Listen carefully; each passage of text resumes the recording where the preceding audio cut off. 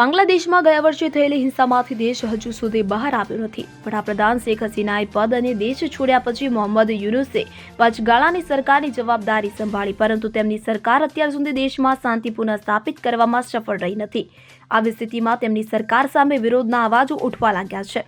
સતત વિરોધ પ્રદર્શનો વચ્ચે ડાબેરી વિદ્યાર્થી સંગઠનોએ સોમવારે ગૃહ બાબતના સલાહકાર લેફ્ટનન્ટ જનરલ મોહમ્મદ જહાંગીર આલમ ચૌધરીના રાજીનામાની માંગ કરી છે। એટલું જ નહીં, વિદ્યાર્થીઓએ આ માટે 24 કલાકનું અલ્ટિમેટમ પણ આપ્યું છે।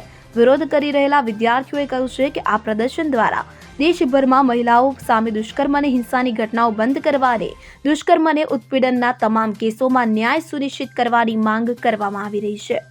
Bureau report CN24 news. હવે જુઓ દેશ દુનિયાની તમામ ખબરો તમારી આંગળીના ટેરવે।